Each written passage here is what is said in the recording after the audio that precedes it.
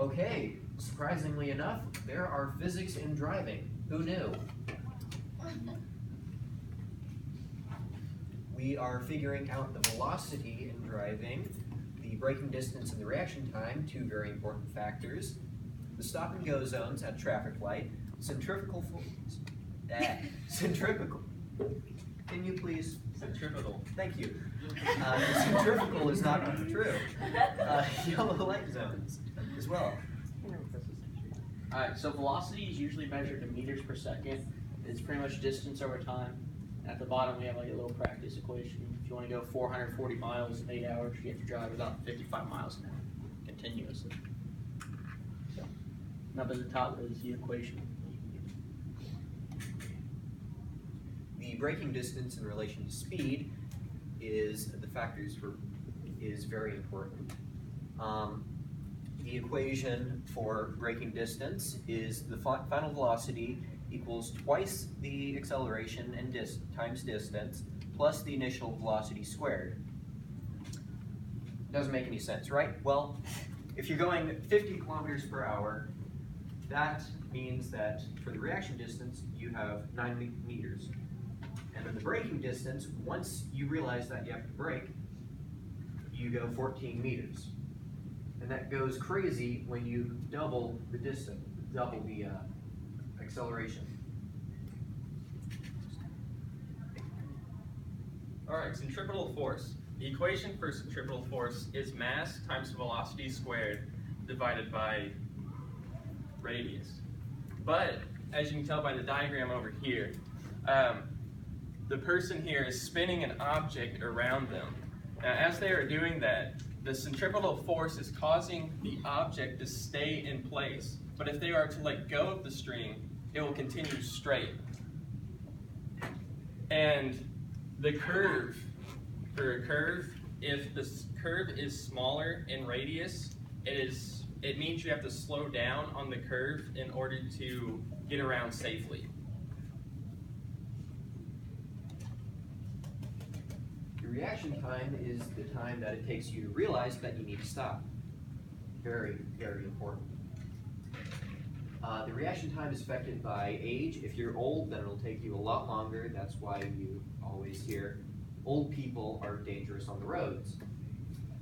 Fatigue, if you're really tired. Older people. It's fine. Okay. Go ahead.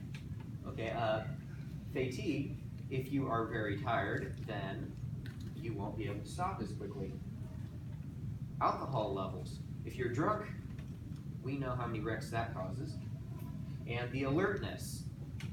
If you are paying attention to some text that you just got, then you aren't going to be able to react quick enough.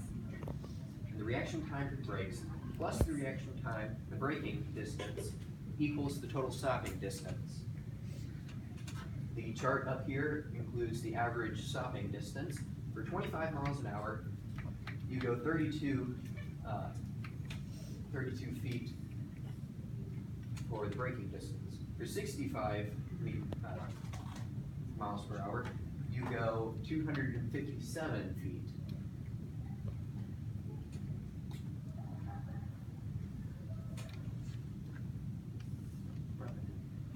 Yellow light analysis. There's a stop and go zone area at a yellow light. In the yellow light, there can be a in-between spot, which can be good, but there can also be a dilemma zone. Now, the dilemma zone is where no matter what you do, you can end up in an accident or something bad will occur. The dilemma zone is where if you're in between the go zone and the stop zone, you're just screwed. Simple as that. You're in the middle, you can't go safely, you can't stop safely. I say just floor it. Watch out for me on the roads. All right, I keep on here and talk about stop and go zones. What the stop zone is that it's the area where you have to stop, or it's the area where it's safer to stop instead of drive through the intersection. And the go zone is when it's safer to go instead of stop in order to get through the intersection. The equation?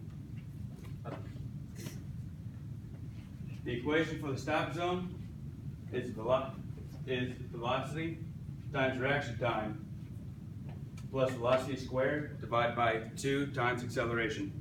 And for the go zone, it's velocity times yellow light time minus the width of the intersection. I skipped. So an overlap zone is where like the stop and go zones overlap each other, where it's safe to eat. You can either stop or you can go. Doesn't matter. You're still going to be safe, and it's the best possible scenario you can have. And so this is our presentation. I'm sure you realize that we aren't professionals by any means, but we know what we're talking about. So thank you very much, and have a good day.